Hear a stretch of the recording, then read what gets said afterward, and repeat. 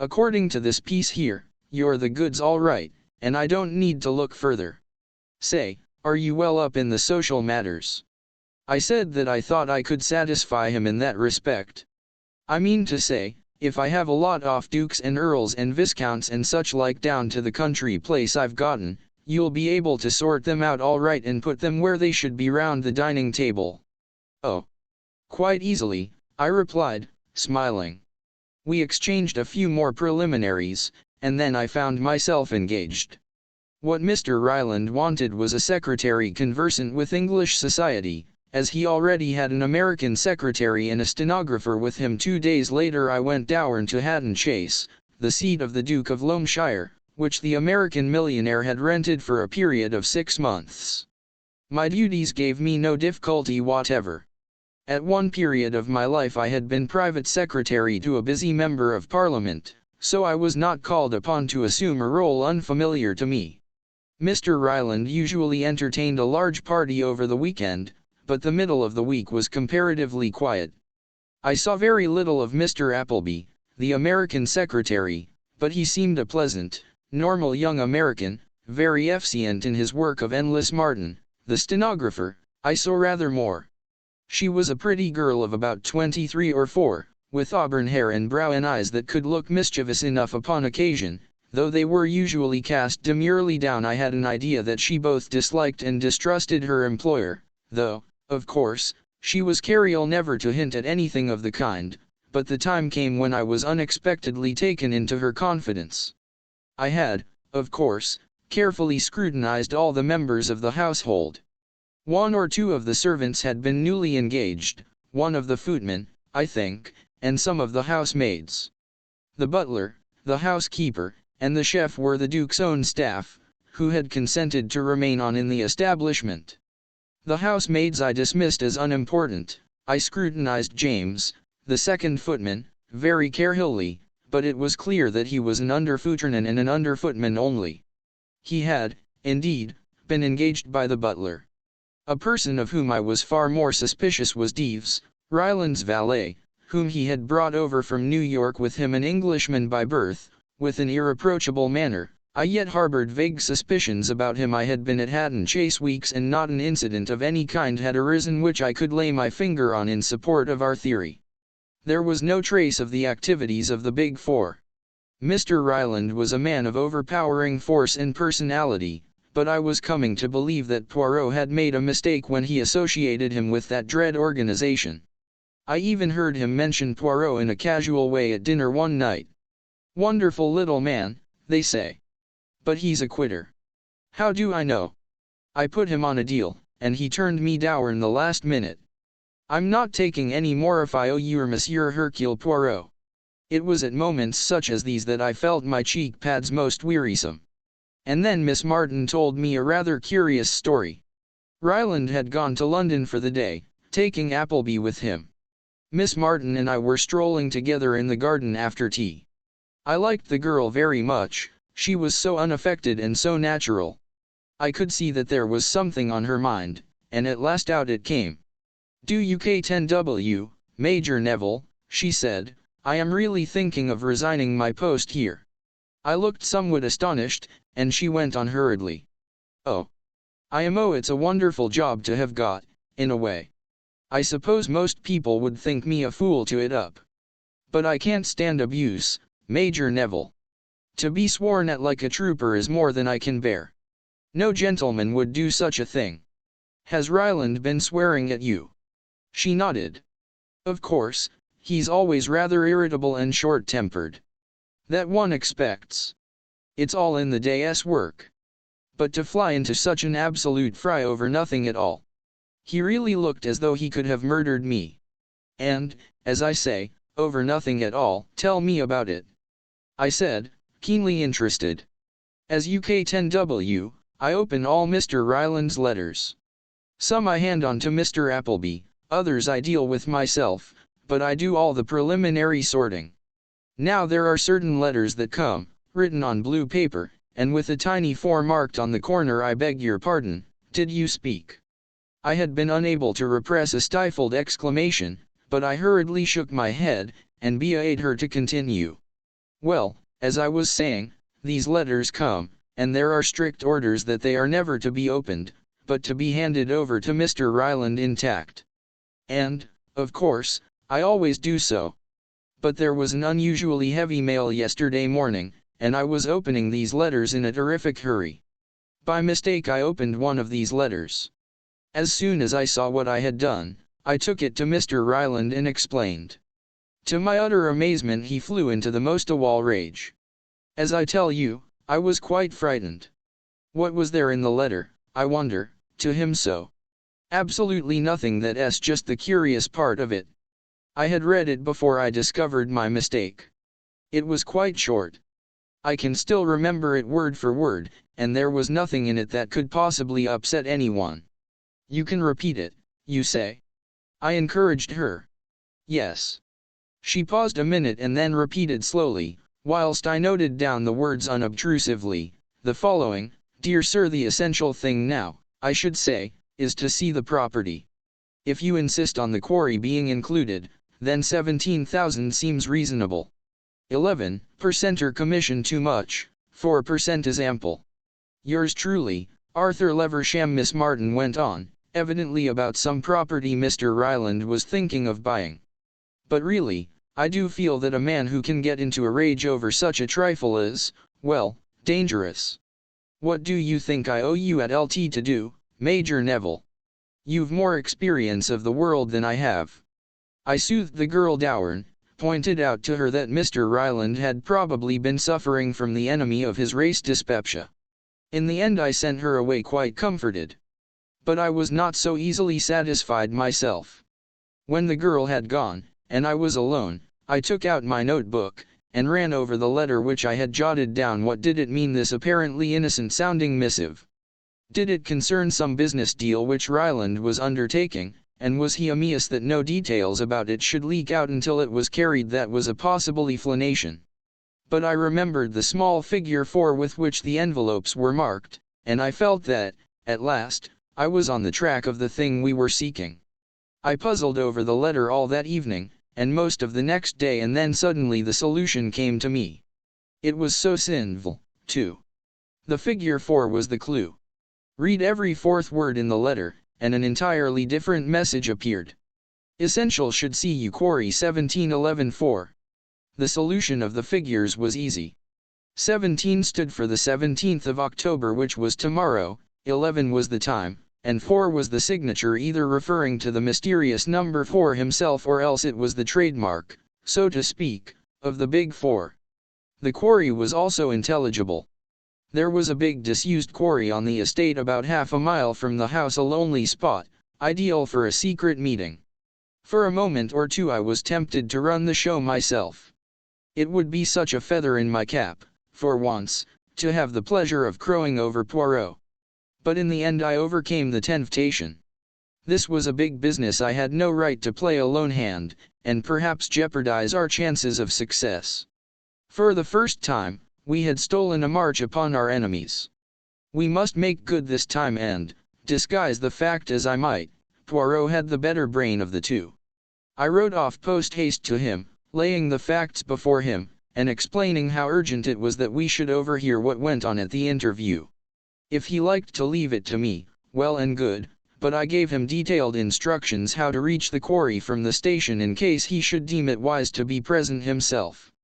I took the letter down to the village and posted it myself.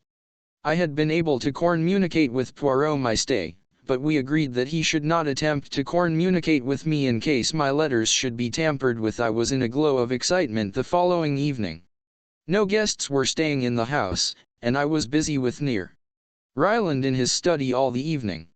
I had foreseen that this would be the case, which was why I had no hope of being able to meet Poirot at the station. I was, however, confident that I would be dismissed well before 11 o'clock. Sure enough, just after 10:30, Mr. Ryland glanced at the clock, and announced that he was through at L. I took the hint and retired discreetly. I went upstairs as though going to bed, but slipped quietly down a side staircase and let myself out into the garden, having taken the precaution to don a dark overcoat to hide my white shirt front. I had gone some way down the garden when I chanced to look over my shoulder. Mr. Ryland was just stepping out from his study window into the garden. He was starting to keep the appointment. I redoubled my pace, so as to get a clear start. I arrived at the quarry somewhat out of breath. There seemed no one about, and I crawled into a thick tangle of bushes and awaited developments. 10 minutes later, just on the stroke of 11, Ryland stalked up, his hat over his eyes and the inevitable cigar in his mouth. He gave a quick look round, and then plunged into the hollows of the quarry below. Presently I heard a low murmur of voices come up to me. Evidently the other man or men, whoever they were, had arrived first at the rendezvous. I crawled cautiously out of the bushes, and inch by inch, using the utmost precaution against noise, I wormed myself down the steep path. Only a boulder now separated me from the talking men. Secure in the blackness, I peeped round the edge of it and found myself facing the muzzle of a black, murderous-looking automatic. "Hands up," said Near Ryland succinctly. "I've been waiting for you." He was seated in the shadow of the rock, so that I could not see his face, but the menace in his voice was unpleasant. Then I felt a ring of cold steel on the back of my neck, and Ryland lowered his own automatic. "That SR at LT, George," he drawled. "March him around here." Raging inwardly, I was conducted to a spot in the shadows, where the unseen George, whom I suspected of being the impeccable Deeves, gagged and bound me securely. Ryland spoke again in a tone which I had difficulty in recognizing, so cold and menacing was it. "This is going to be the end of you two. You've got in the way of the Big Four once too often. Ever heard of landslides? There was one about here 2 years ago. There's going to be another. I've fixed that good and square. Say, that friend of yours doesn't keep his dates very punctually." A wave of horror swept over me. Poirot. In another minute he would walk straight into the trap. And I was powerless to warn him. I could only pray that he had elected to leave the matter in my hands, and had remained in London. Surely, if he had been coming, he would have been here by now.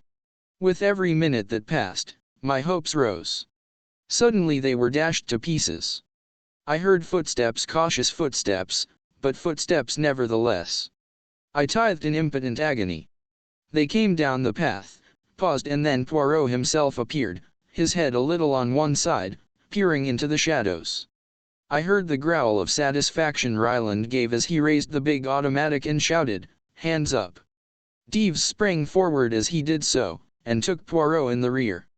The ambush was complete. "Pleased to meet you, Near Hercule Poirot," said the American grimly. Poirot's self-possession was marvelous. He did not turn a hair. But I saw his eyes searching in the shadows. "My friend. He is here." "Yes, you are both in the trap of the Big Four." He led. "A trap?" queried Poirot. "Say, haven't you tumbled to it yet?" "I comprehend that there is a trap, yes," said Poirot gently. "But you are in error, monsieur. It is you who are in it, not I and my friend." "What?" Ryland raised the big automatic, but I saw his gaze falter. "Fire, you commit murder watched by 10 pairs of eyes, and you will be hanged for it. This place is surrounded, has been for the last hour, by Scotland Yard men. It is checkmate, Mr. Abe Ryland." He uttered a curious whistle, and, as though by magic, the place was alive with men. They seized Ryland and the valet and disarmed them. After speaking a few words to the officer in charge, Poirot took me by the arm, and led me away. Once clear of the quarry he embraced me with vigor. "You are alive, you are unhurt. It is magnificent. Often have I blamed myself for letting you go." "I'm perfectly all right," I said, disengaging myself. "But I'm just a bit fogged." "You tumbled to their little scheme, did you?" "But I was waiting for it. For what else did I permit you to go there? Your false name, your disguise, not for a moment was it intended to deceive." "What?" I cried. "You never told me. As I have frequently told you, Hastings, you have a nature so beautiful and so honest that unless you are yourself deceived, it is impossible for you to deceive others." "Good, then, you are spotted from the first, and they do what I had counted on their doing. A mathematical certainty to anyone who uses his gray cells properly. Use you as a decoy. They set the girl on, by the way, mon ami, as an interesting fact psychologically. Had she got red hair? If you mean Miss N. Lardon, I said coldly. Her hair is a delicate shade of auburn, but they are epidants, these people. They have even studied your psychology. Oh. Yes, my friend, Miss Martin was in the plot, very much so. She repeats the letter to you, together with her tale of Mr. Ryland's wrath. You write it down, you puzzle your brains, the cipher is nicely arranged, difficult, but not too difficult, you solve it, and you send for, but what they do not know is that I am waiting for just this very thing to happen. I go post haste to Jap and arrange things. And so, as you see, all is triumph. I was not particularly pleased with Poirot, and I told him so. We went back to London on a milk train in the early hours of the morning, and a most uncomfortable journey it was. I was just out of my bath and indulging in pleasurable thoughts of breakfast when I heard Jap's voice in the sitting room. I on a bathrobe and hurried in. A pretty mare's nest you've got us into this time, Jap was saying. It's too bad of you, M. Poirot. First time I've ever known you take a toss. Poirot's face was a study. Jap went on, there were we, taking all this Black Hand stuff seriously, and all the time it was the footman. The footman. I gasped. Yes, James, or whatever his name is. Seems he laid a wager in the servants' hall that he could get taken for the old man by his nibs, that S.U. Captain Hastings, and would hand him out a lot of spy stuff about a big four gang. Impossible! I cried. Don't you believe it? I marched our gentleman straight to Hatton Chase, and there was the real Ryland in bed and asleep, and the butler and the cook and God knows how many of them to swear to the wager. Just a silly hoax, that's all it was, and the valet is with him, so that was why he kept in the shadow, murmured Poirot. After Jap had gone we looked at each other. We know, Hastings, said Poirot at last. Number 2 of the Big Four is Abe Ryland. The masquerading on the part of the footman was to ensure a way of retreat in case of emergencies. And the footman yes, I breathed. Number 4, said Poirot gravely. Point 9, the Yellow Jasmine mystery. It was all very well for Poirot to say that we were acquiring information all the time and gaining an insight into our adversaries' minds. I felt myself that I required some more tangible success than this. Since we had come into contact with the Big Four, they had committed 2 murders, abducted Halliday, and had been within an ace of killing Poirot and myself, whereas so far we had hardly scored a point in the game. Poirot treated my complaints LTLY. So far, Hastings, he said, they laugh. That is true, but you have a proverb, have you not? He laughs best who laughs at the end. And at the end, mon ami, you shall see. You must remember, too, he added, that we deal with no ordinary criminal, but with the second greatest brain in the world. I forbore to pander to his conceit by asking the obvious question. I knew the answer, at least I knew what Poirot's answer would be, and instead I tried without success to elicit some information as to what steps he was taking to track down the enemy. As usual, he had kept me completely in the dark as to his movements, but I gathered that he was in touch with Secret Service agents in India, China, and Russia, and, from his occasional bursts of self-glorification, that he was at least progressing in his favorite game of gauging his enemies. He had abandoned his private practice almost entirely, and I know that at this time he refused some remarkably handsome fees. True, he would sometimes investigate cases which intrigued him, but he usually dropped them the moment he was convinced that they had no connection with the activities of the Big Four. This attitude of his was remarkably profitable to our friend, Inspector Jap. Undeniably he gained much kudos for solving several problems in which his success was really due to a half-contemptuous hint from Poirot. In return for such service Jap supplied Hill details of any case which he thought might interest the little Belgian, and when he was put in charge of what the newspapers called the Yellow Jasmine mystery, he wired Poirot, asking him whether he would care to come down and look into the case. It was in response to this wire that, about a month after my adventure in Abe Ryland's house, we found ourselves alone in a railway compartment whirling away from the smoke and dust of London, bound for the little toe end of Market Handford in Worcestershire, the seat of the mystery. Poirot leant back in his corner. And what exactly is your opinion of the affair, Hastings? I did not at once reply to his question. I felt the need of going warily. It all seems so complicated, I said cautiously. Does it not? Said Poirot dilutely. I suppose our rushing off like this is a pretty clear signal that you consider Mr. Painter's death to be murder, not suicide or the result of an accident. No, no, you misunderstand me, Hastings. Granting that Mr. Painter died as a result of a particularly terrible accident, there are still a number of mysterious circumstances to be explained. That was what I meant when I said it was all so complicated. Let us go over all the main facts quietly and methodically. Recount them to me, Hastings, in an orderly and lucid fashion. I started forthwith, endeavoring to be as orderly and lucid as I could. We start, I said, with Near Painter. A man of 55, rich, cultured, and somewhat of a globe-trotter. For the last 12 years he has been little in England, but, suddenly tiring of incessant travelling, he bought a small place in Worcestershire, near Market Handford, and prepared to settle down. His first action was to write to his only relative, a nephew, Gerald Painter, the son of his youngest brother, and to suggest to him that he should come and make his home at Croftlands, as the place is called, with his uncle. Gerald Painter, who is an impecunious young artist, was glad enough to fall in with the arrangement, and had been living with his uncle for about 7 months when the tragedy occurred. Your narrative style is masterly, murmured Poirot. I say to myself, it is a book that talks, not my friend Hastings.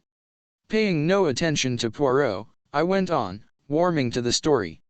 Mr. Painter kept up a fair staff at Croftlands, 6 servants as well as his own Chinese body servant Alling. His Chinese servant, Alling, murmured Poirot. On Tuesday last, Near Painter complained of feeling unwell after dinner, and one of the servants was dispatched to fetch the doctor. Mr. Painter received the doctor in his study, having refused to go to bed. What passed between them was not then known, but before Dr. Quinton left, he asked to see the housekeeper, and mentioned that he had given Mr. Painter a hypodermic injection as his heart was in a very weak state, recommended that he should not be disturbed, and then proceeded to ask some rather curious questions about the servants, how long they had been there, from whom they had come, etc. The housekeeper answered these questions as best she could, but was rather puzzled as to their purport. A terrible discovery was made on the following morning. One of the housemaids, on descending, was met by a sickening odor of burned flesh which seemed to come from her master's study. She tried the door, but it was locked on the inside. With the assistance of Gerald Painter and the Chinaman, that was soon broken in, but a terrible sight greeted them. Mr. Painter had fallen forward into the gas fire, and his face and head were charred beyond recognition. Of course, at the moment, no suspicion was aroused as to its being anything but an accident. If blame attached to anyone, it was to Dr. Quinton for giving his patient a narcotic and leaving him in such a dangerous position. And then a rather curious discovery was made. There was a newspaper on the floor, lying where it had slipped from the old man's knees. On turning it over, words were found to be scrawled across it, feebly traced in ink. A writing table stood close to the chair in which Mr. Painter had been sitting, and the forefinger of the victim's right hand was ink-stained up to the second joint. It was clear that, too weak to hold a pen, Near Painter had dipped his finger in the ink-pot and managed to scrawl these 2 words across the surface of the newspaper he held, but the words themselves seemed utterly fantastic, yellow jasmine, just that and nothing more. Croftlands has a large quantity of yellow jasmine growing up its walls, and it was thou at LT that this dying message had some reference to them, showing that the poor old man's mind was wandering. Of course the newspapers, agog for anything out of the common, took up the story hotly, calling it the mystery of the yellow jasmine, though in all probability the words are completely unimportant. They are unimportant, you say, said Poirot. Well, doubtless, since you say so, it must be so. I regarded him dubiously, but I could detect no mockery in his eye. And then, I continued, there came the excitements of the inquest. This is where you lick your lips, I perceive. There was a certain amount of feeling evidenced against Dr. Quinton to begin with. He was not the regular doctor, only a locum, putting in a month's work, whilst Dr. Bolitho was away on a well-earned holiday. Then it was felt that his carelessness was the direct cause of the accident. But his evidence was little short of sensational. Mr. Painter had been ailing in health since his arrival at Croftlands. Dr. Bolitho had attended him for some time, but when Dr. Quinton first saw his patient, he was mystified by some of the symptoms. He had only attended him once before the night when he was sent for after dinner. As soon as he was alone with Mr. Painter, the latter had unfolded a surprising tale. To begin with, he was not feeling ill at all, he explained, but the taste of some curry that he had been eating at dinner had struck him as peculiar. Making an excuse to get rid of all ing for a few minutes, he had turned the contents of his plate into a bowl, and he now handed it over to the doctor with injunctions to find out if there were really anything wrong with it. In spite of his statement that he was not feeling ill, the doctor noted that the shock of his suspicions had evidently affected him, and that his heart was feeling it. Accordingly he administered an injection not of a narcotic, but of strychnine. That, I think, completes the case except for the CRTX of the whole thing. The fact that the uneaten curry, duly analyzed, was found to contain enough powdered opium to have killed 2 men. I paused. And your conclusions, Hastings? Asked Poirot quietly. It's difficult to say. It might be an accident. The fact that someone attempted to poison him the same night might be merely a coincidence. But you don't think so? You prefer to believe it murder. Don't you? Mon ami, you and I do not reason in the same way. I am not trying to make up my mind between 2 opposite solutions, murder or accident. That will come when we have solved the other problem, the mystery of the yellow jasmine. By the way, you have left out something there. You mean the 2 lines at right angles to each other faintly indicated under the words? I did not think they could be of any possible importance. What you think is always so important to yourself, Hastings. But let us pass from the mystery of the yellow jasmine to the mystery of the curry. I know. Who poisoned it? Why? There are 100 questions one can ask. Ling, of course, prepared it. But why should he wish to kill his master? Is he a member of a tong, or something like that? One reads of such things. The tong of the yellow jasmine, perhaps. Then there is Gerald Painter. I came to an abrupt pause. Yes, said Poirot, nodding his head. There is Gerald Painter, as you say. He is his uncle's heir. He was dining out that night, though. He might have got at some of the ingredients of the curry, I suggested. And he would take care to be out, so as not to have to partake of the dish. I think my reasoning rather impressed Poirot. He looked at me with a more respectful attention than he had given me so far. He returns late, I mused, pursuing a hypothetical case. Sees the light in his uncle's study, enters, and, finding his plan has failed, thrusts the old man down into the fire.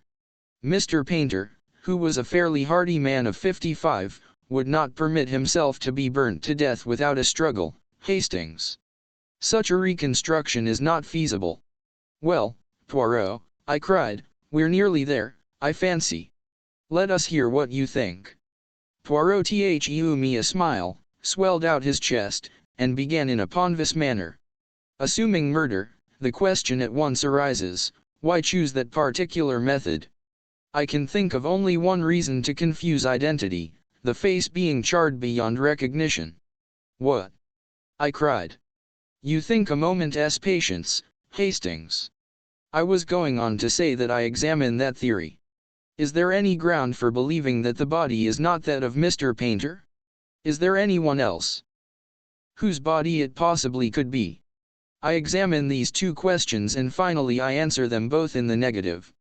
Oh, I said, rather disappointed. And then? Poirot's eyes twinkled a little. And then I say to myself, since there is here something that I do not understand, it would be well that I should investigate the matter. I must not permit myself to be wholly engrossed by the big 4. Ah! We are just arriving. My little clothes brush, where does it hide itself? Here it is, brush me down, I pray you, my friend, and then I will perform the same service for you. Yes, said Poirot thoughtfully, as he put away the brush, one must not permit oneself to be obsessed by one idea. I have been in danger of that. Figure to yourself, my friend, that even here, in this case, I am in danger of it. Those two lines you mentioned, a downstroke and a line at right angles to it, what are they but the beginning of a four? Good gracious, Poirot, I cried, laughing. Is it not absurd? I see the hand of the big four everywhere. It is well to employ one's wits in a totally different milieu. Ah! There is Jap come to meet us. 10 Investigate at Croftlands. The Scotland Yard inspector was, indeed, waiting on the platform, and greeted us warmly. Well, Monsieur Poirot, this is good. Thought you'd like to be let in on this. Tip-top mystery, isn't it? I read this aright as showing Jap to be completely puzzled and hoping to pick up a pointer from Poirot. Jap had a car waiting, and we drove up in it to Croftlands. It was a square, white house, quite unpretentious, and covered with creepers, including the starry yellow jasmine. Jap looked up at it as we did. Must have been balmy to go, tiding that, poor old cove, he remarked. Hallucinations, perhaps, and thought he was outside. Poirot was smiling at him. Which was it, my good Jap? He asked, accident or murder? The inspector seemed a little embarrassed by the question. Well, if it weren't for that curry business, I'd be for accident every time. There's no sense in holding a live man's head in the fire. Why, he'd scream the house down. Ah, said Poirot in a low voice. Fool that I have been, triple imbecile. You are a cleverer man than I am, Jap. Jap was rather taken aback by the compliment, Poirot being usually given to exclusive self-praise. He reddened and muttered something about there being a lot of doubt about that. He led the way the house to the room where the tragedy had occurred, Mr. Painter's study.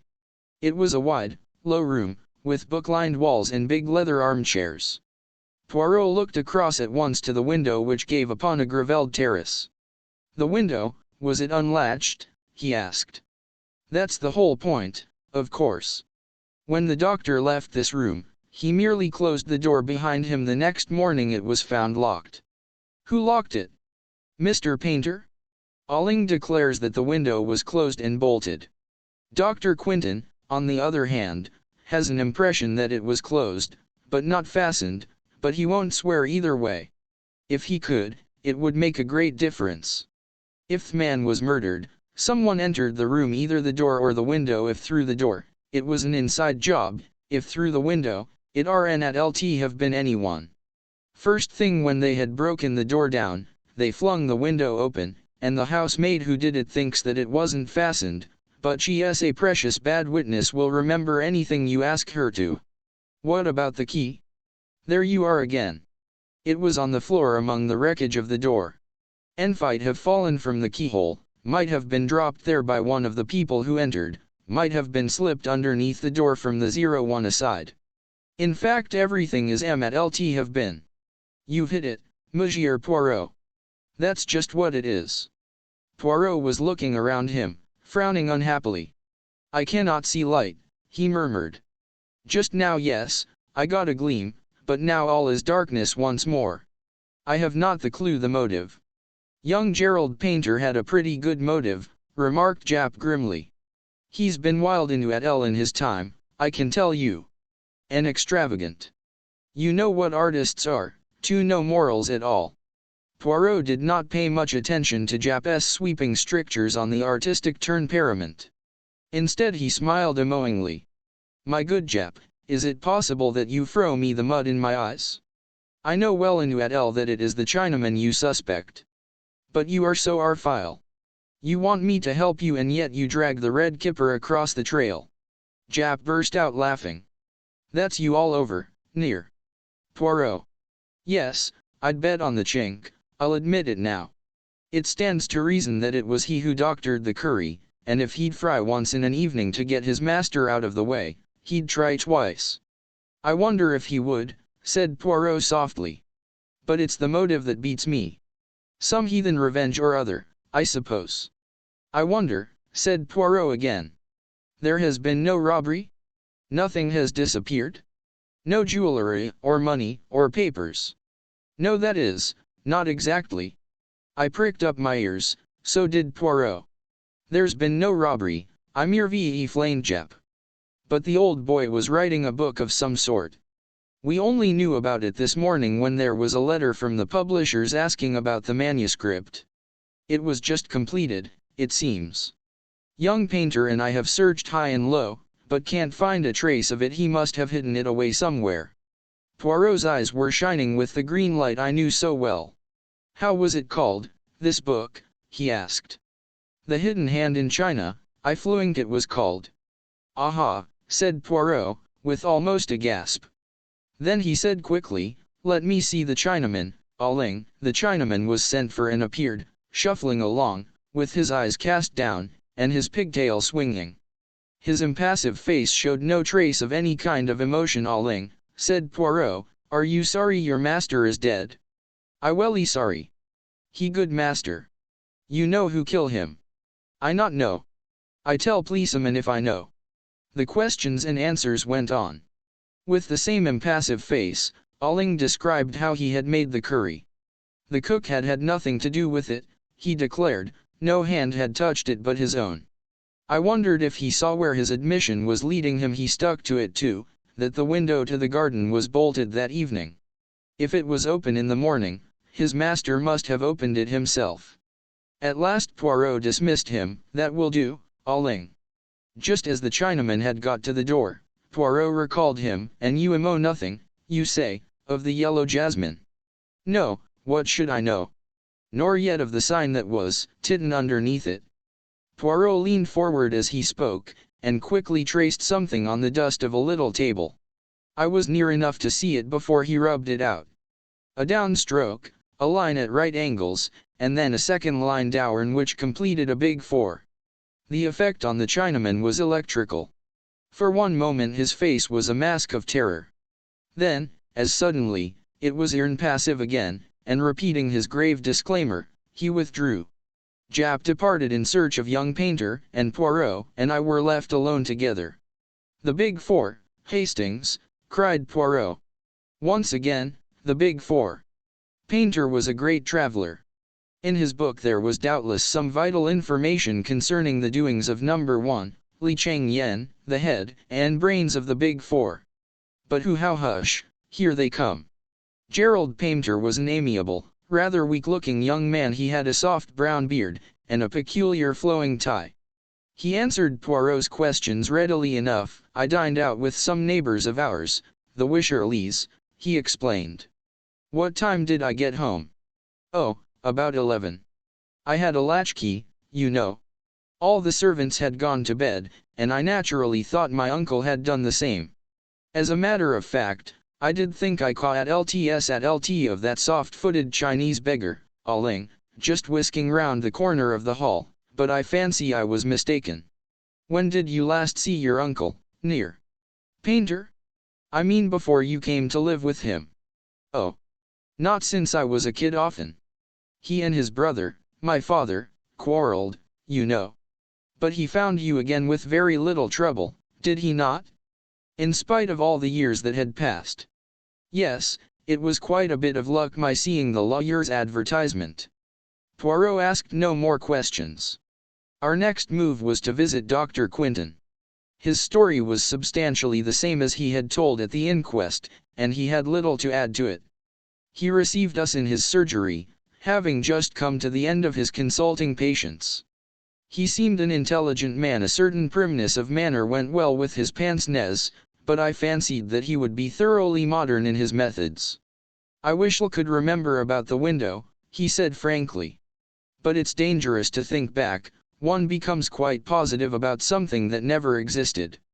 That's psychology, isn't it, Poirot?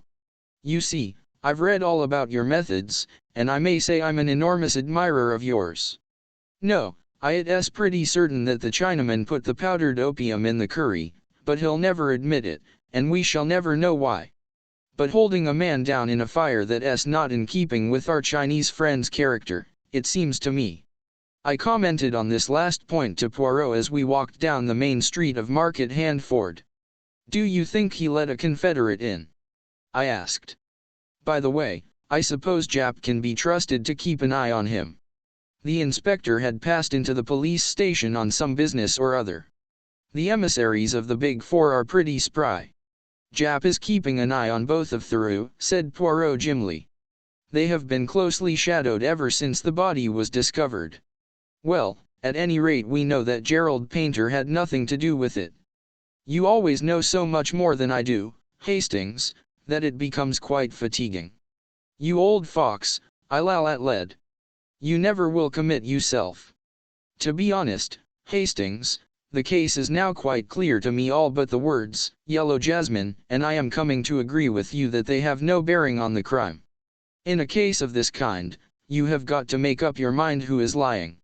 I have done that." And yet he suddenly darted from my side and entered an adjacent bookshop. He emerged a few minutes later, wheeling a parcel. Then Jap rejoined us, and we all sought quarters at the inn. I slept late the next morning. When I descended to the sitting room reserved for us, I found Poirot already there, pacing up and down, his face contorted with agony. "Do not converse with me," he cried, waving an agitated hand. "Not until I know that all is well, that the arrest is made." "Ah. But my psychology has been weak, Hastings. If a man writes a dying message, it is because it is important. Everyone has said Yellow Jasmine? There is yellow jasmine growing up the house. It means nothing. Well, what does it mean? Just what it says. Listen." He held up a little book he was holding. "My friend, it struck me that it would be well to inquire into the subject. What exactly is yellow jasmine? This little book has told me. Listen." He read. "Gelsemini radix. Yellow jasmine. Convosition, alkaloids gelseminin C22H26N2O3, a potent poison acting like coniine, gelsemin C12H14N02, acting like strychnine, gelsem C acid, etc. Gelsemium is a powerful depressant to the central nervous system. At a late stage in its action it paralyzes the motor nerve endings, and in large doses causes giddiness and loss of muscular power.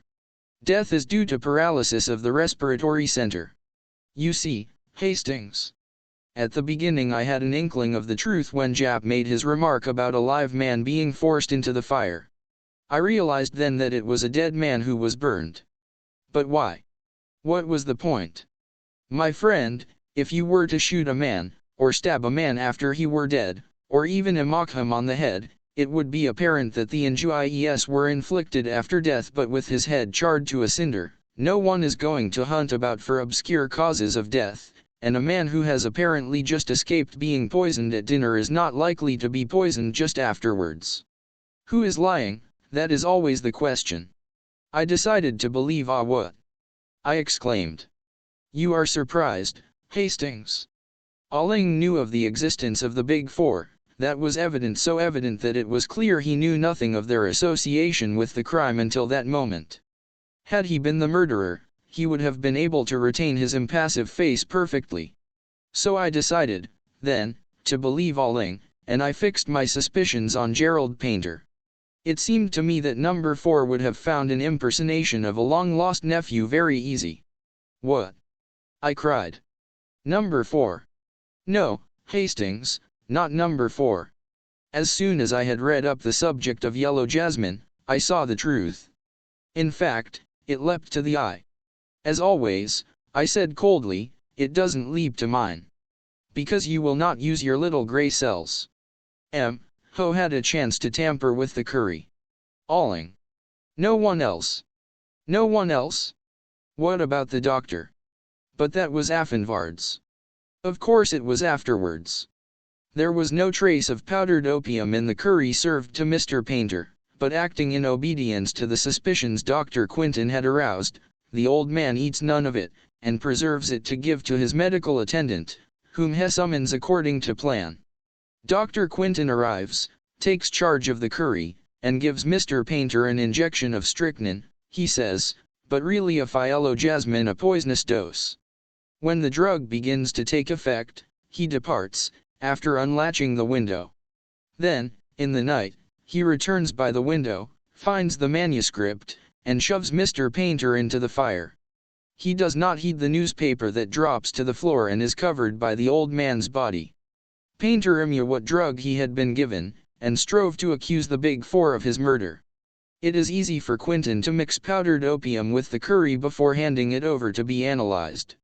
He gives his version of the conversation with the old man, and mentions the strychnine injection casually, in case the mark of the hypodermic needle is noticed. Suspicion at once is divided between accident and the guilt of Alling owing to the poison of the curry. But Dr. Quentin cannot be number 4. I fancy he can. There is undoubtedly a real Dr. Quentin who is probably abroad somewhere. Number 4 has simply masqueraded as him for a short time. The arrangements with Dr. Bolitho were all carried out by correspondence, the man who was to do locum originally having been taken ill at the last minute. At that minute, Japp burst in, very red in the face. "Have you got him?" cried Poirot anxiously. Japp shook his head, very out of breath. "Bolitho came back from his holiday this morning, recalled by telegram. No one knows who sent it. The other man left last night. We'll catch him yet," though Poirot shook his head quietly. "I think not," he said, and absent-mindedly he drew a big 4 on the table with a fork. 11 HS problem. Poirot and I often dined at a small restaurant in Soho. We were there one evening, when we observed a friend at an adjacent table. It was Inspector Japp, and as there was room at our table, he came and joined us. It was some time since either of us had seen him. "Never do you drop in to see us nowadays," declared Poirot reproachful. "Not since the affair of the Yellow Jasmine have we met, and that is nearly a month ago. I've been up north, that's why. How are things with you? Big 4 still going strong?" Poirot shook a finger at him reproach_LLY. "Ah. You mock yourself at me, but the Big 4, they exist." "Oh. I don't doubt that, but they're not the hub of the universe, as you make out. My friend, you are very much mistaken. The greatest power for evil in the world today is this Big 4. To what end they are tending, no one knows, but there has never been another such criminal organization. The finest brain in China at the head of it, an American millionaire, and a French woman scientist as members, and for the 4th Japp interrupted. I know. Regular bee in your bonnet over it all. It's becoming your little mania, Monsieur Poirot. Let's talk of something else for a change. Take any interest in chess?" "I have played it, yes." "Did you see that curious business yesterday? Match between 2 players of worldwide reputation, and one died during the game." "I saw mention of it. Dr. Savaronov, the Russian champion, was one of the players, and the other, who succumbed to heart failure, was the brilliant young American, Gilmore Wilson." "Quite right. Savaronov beat Rubinstein and became Russian champion some years ago. Wilson was said to be a second Capablanca. A very curious occurrence," mused Poirot. "If I mistake not, you have a particular interest in the matter." Japp gave a rather embarrassed laugh. "You've hit it, Monsieur Poirot. I'm puzzled. Wilson was sound as a bell, heart trouble. His death is quite inexplicable. No trace of. You suspect Dr. Savaronov of putting him out of the way?" I cried. "Hardly that," said Japp dryly. "I don't think even a Russian would murder another man in order not to be beaten at chess, and anyway, from all I can make out, the boot was likely to be on the other leg. The doctor is to be very hot stuff, second to Lasker they say he is." Poirot nodded thoughtfully. "Then what exactly is your little idea?" he asked. Should Wilson be poisoned?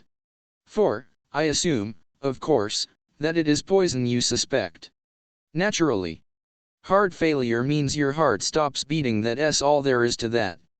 That's what a doctor says officially at the moment, but privately he tips us the wink that he's not satisfied." "When is the autopsy to take place?" Lt. Wilson's death was extraordinarily sudden. He seemed quite as usual and was actually moving one of the pieces when he suddenly fell forward dead. "There are very few poisons would act in such a fashion," objected Poirot. "I know. The autopsy will help us, I effect. But why should anyone want Gilmore Wilson out of the way? That's what I'd like to know. Harmless, unassuming young fellow. Just come over here from the States, and apparently hadn't an enemy in the world. It seems incredible, I mused. Not at all, said Poirot, smiling. Jap has his theory, I can see. I have, Monsieur Poirot. I don't believe the poison was meant for Wilson, it was meant for the other man. Savaronov. Yes. Savaronov fell foul of the Bolsheviks at the outbreak of the revolution. He was even reported killed. In reality he escaped, and for years endured incredible hardships in the wilds of Siberia. His sufferings were so great that he is now a changed man. His friends and acquaintances declare they would hardly have recognized him. His hair is white, and his whole aspect that of a man terribly aged.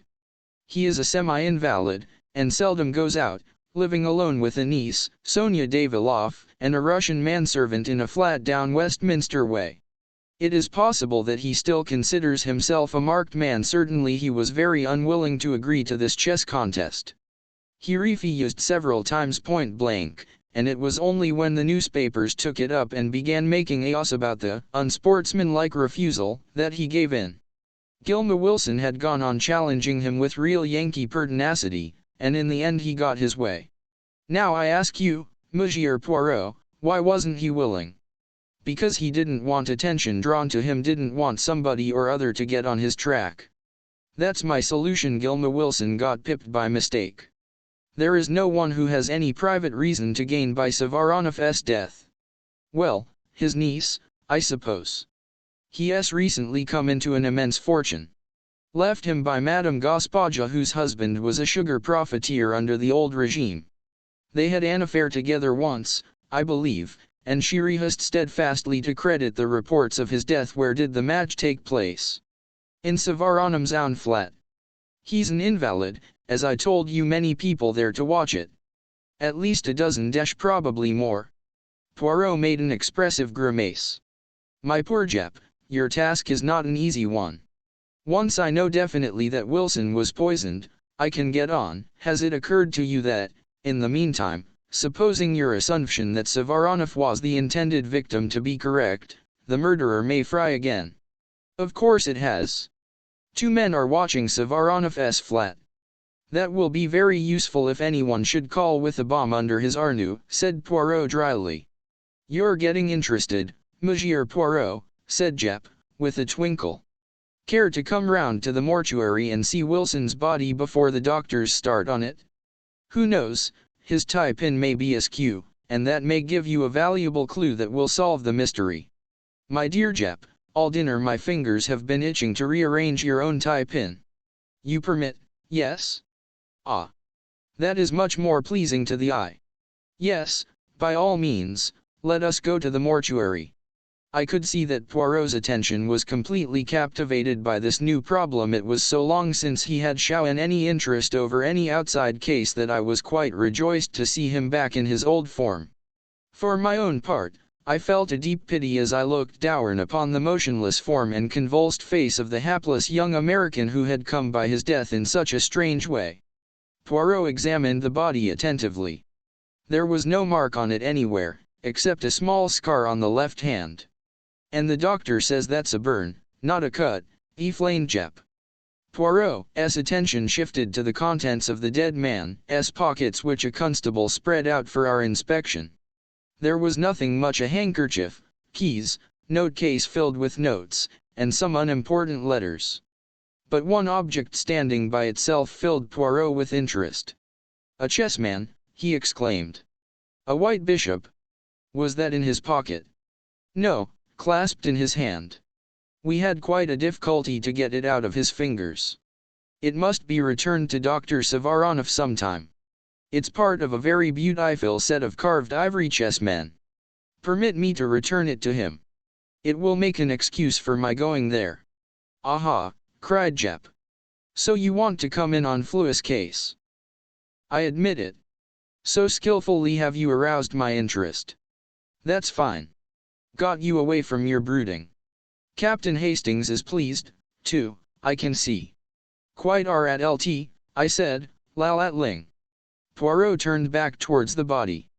No other little detail you can tell me about him?" he asked. "I don't think so. Not even that he was left-handed." "You're a wizard, Monsieur Poirot. How did you know that?" "He was left-handed. Not that it's anything to do with the case." "Nothing whatever," agreed Poirot hastily, seeing that Jap was slightly roughed. "And fi little joke, that was all. I like to play you the trick. See you, we went out upon an amicable understanding. The following morning saw us wending our way to Dr. Savaronoff's flat in Westminster." "Sonia Daviloff," I mused. "It's a pretty name." Poirot stopped, and me a look of despair. "Always looking for romance. You are incorrigible. It would serve you right if Sonia Daviloff turned out to be our friend and enemy, the Countess Vera Rosikoff." At the mention of the Countess, my face clouded over. "Surely, Poirot, you don't suspect?" "But, no, no. It was a joke. I have not the Big Four on the brain to that extent, whatever Jap may say." The door of the flat was opened to us by a manservant with a peculiarly wooden face. It seemed impossible to believe that that invasive countenance could ever display emotion. Poirot presented a card on which Jap had scribbled a few words of introduction, and we were shown into a low, long room furnished with rich hangings and curios.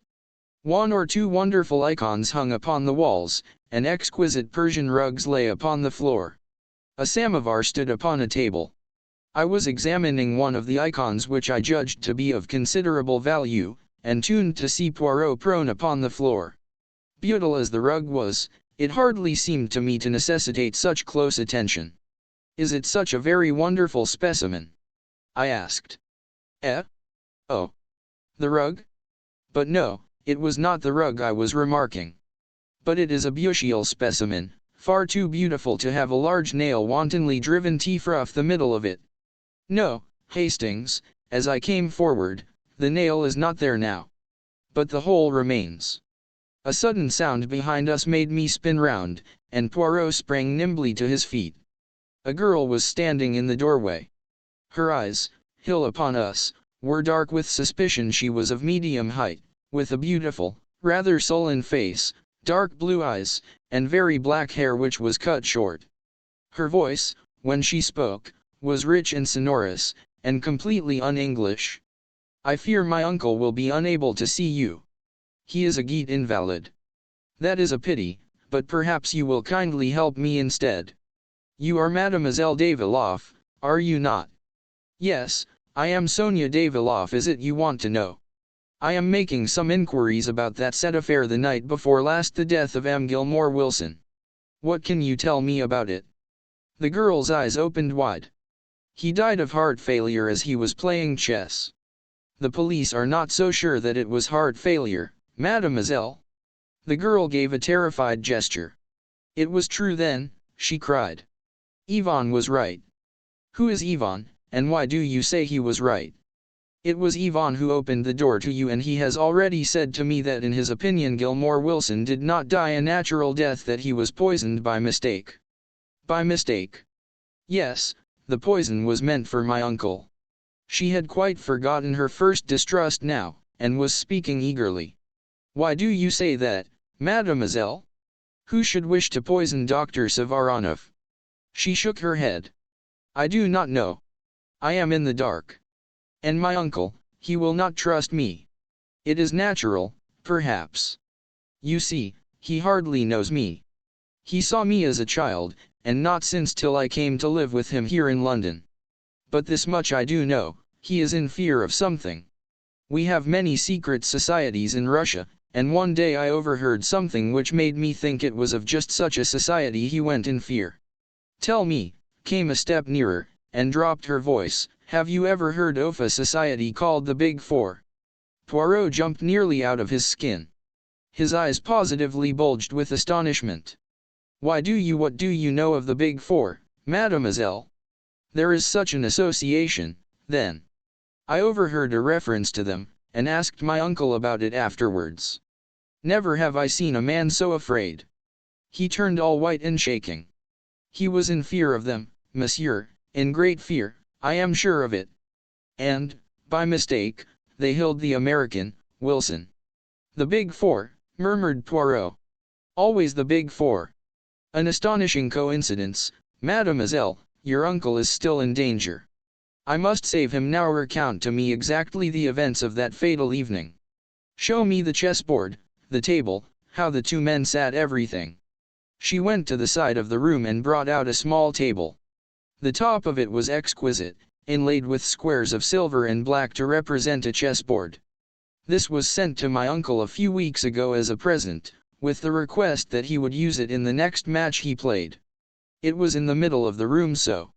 Poirot examined the table with what seemed to me quite unnecessary attention. He was not conducting the inquiry at all as I would have done. Many of the questions seemed to me pointless, and upon really vital matters he seemed to have no questions to ask. I concluded that the unexpected mention of the big four had him conveniently off his balance. After a minute examination of the table and the exact position it had occupied, he asked to see the chessmen. Sonia Daviloff brought them to him in a box. He examined one or two of them in a perfunctory manner. An exquisite set, he murmured absent-mindedly. Still not a question as to what refreshments there had been, or what people had been present. I cleared my significantly. Don't you think, Poirot, that he interrupted me peremptorily. Do not think, my friend. Leave all to me. Mademoiselle, is it quite impossible that I should see your uncle? A faint smile showed itself on her face. He will see you, yes. You understand, it is my part to interview all strangers first. She disappeared. I heard a murmur of voices in the next room, and a minute later she came back and motioned us to pass into the adjoining room. The man who lay there on a couch was an imposing figure. Tall, gaunt, with huge bushy eyebrows and white beard, and a face haggard as the result of starvation and hardships, Dr. Savaronov was a distinct personality. I noted the peculiar formation of his head, its unusual Lt. A great chess player must have a great brain, I knew.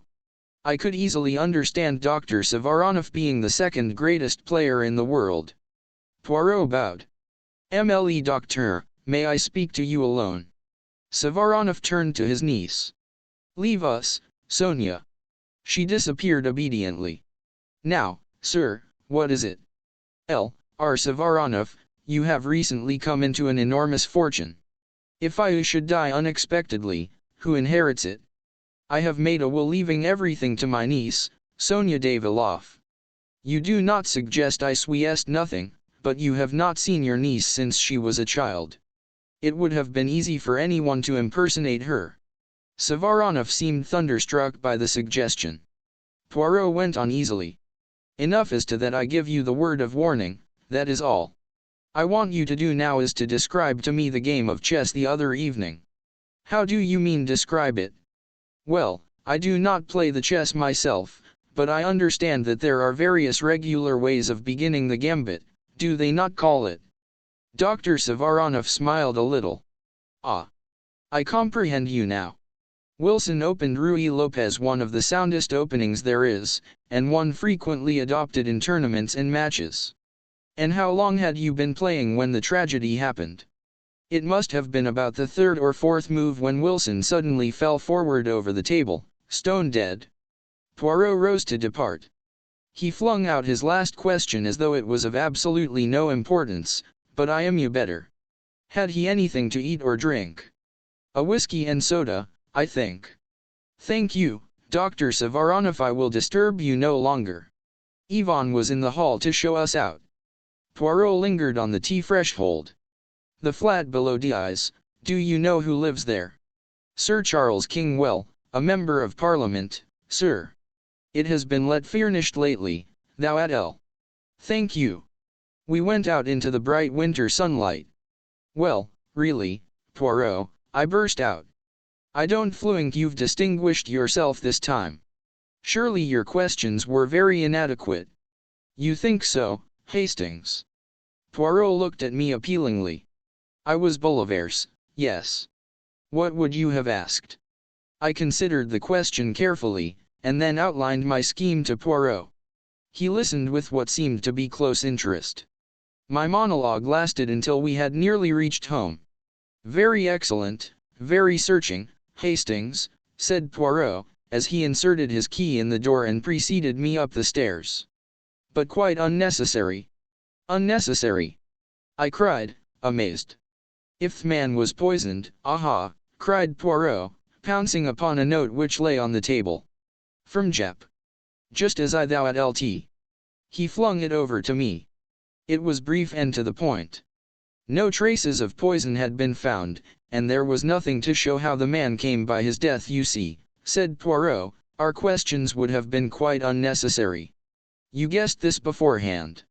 Forecast the probable result of the deal, quoted Poirot from a recent bridge problem on which I had spent much time.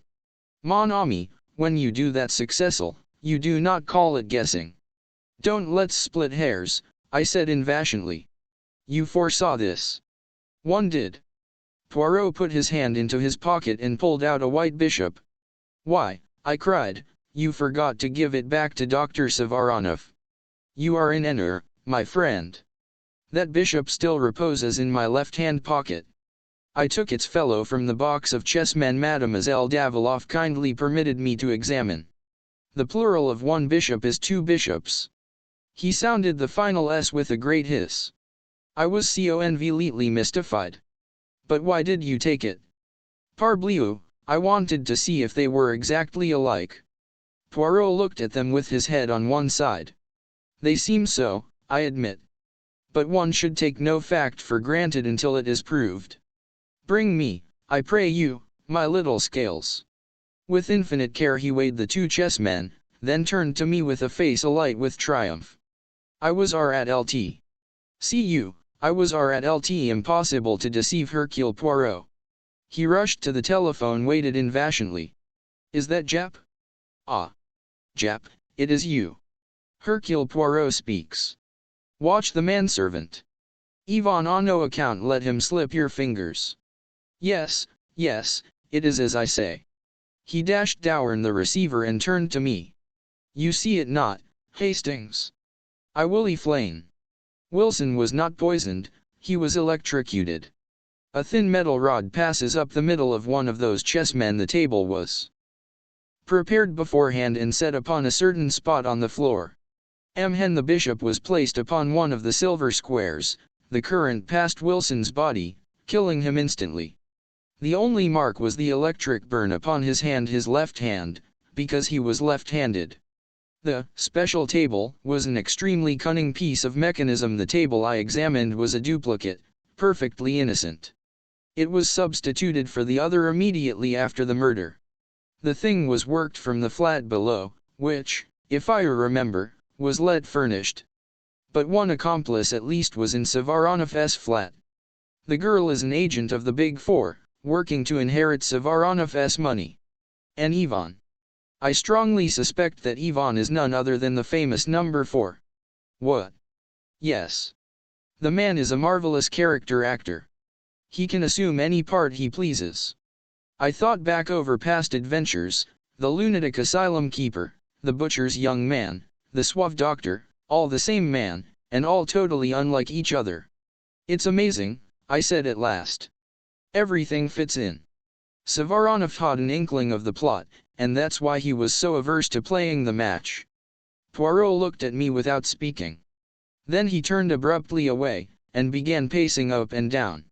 Have you a book on chess by any chance, mon ami? He asked suddenly. I believe I have somewhere. It took me some time to ferret it out, but I found it at last, and brought it to Poirot, who sank down in a chair and started reading it with the greatest attention. In about a quarter of an hour the telephone rang. I answered it. It was Jep. Yvonne had left the flat, carrying a large bundle. He had sprung into a waiting taxi, and the chase had begun. He was evidently trying to lose his pursuers. In the end he seemed to fancy that he had done so, and had then driven to a big empty house at Hampstead. The house was surrounded. I recounted all this to Poirot. He merely stared at me as though he scarcely took in what I was saying. He held out the chess book. Listen to this, my friend. This is the Ruy Lopez opening.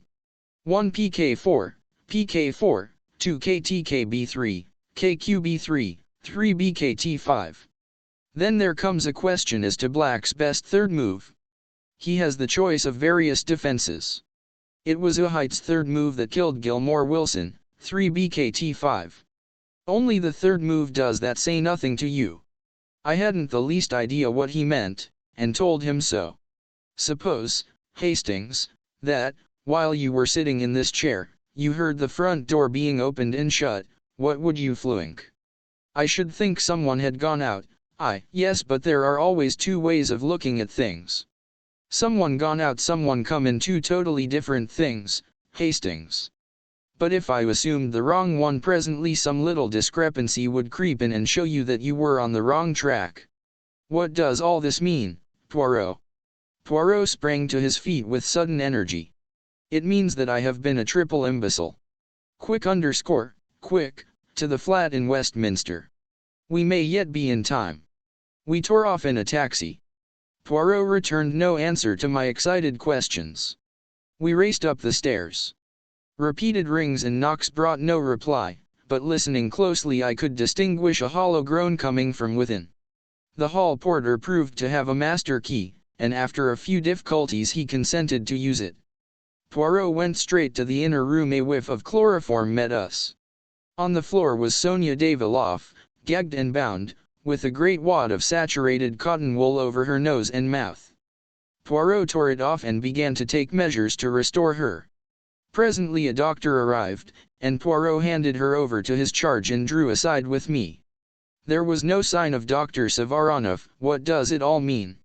I asked, bewildered. It means that before two equal deductions I chose the wrong one. You heard me say that it would be easy for anyone to impersonate Sonia Daviloff because her uncle had not seen her for so many years. Yes, well, precisely the opposite held good also. It was equally easy for anyone to impersonate the uncle. Savaronov did die at the outbreak of the revolution, the man who pretended to have escaped with such terrible hardships, the man so changed that his own friends could hardly recognize him, the man whose success Hilly laid claim to an enormous fortune. Yes. Who was he? Number 4. No wonder he was frightened when Sonia let him know she had overheard one of his private conversations about the Big Four. Again he has slipped fingers. He guessed I should get on the right track in the end, so he sent off the honest Ivan on a tortuous wild goose chase, chloroformed the girl, and got out, having by now doubtless realized most of the securities left by Madame Gaspaja. But who tried to kill him then? Nobody tried to kill him. Wilson was the intended victim all along. But why? My friend, Savaronov was the second greatest chess player in the world. In all probability number 4 did not even know the rudiments of the game. Certainly he could not sustain the fiction of a match.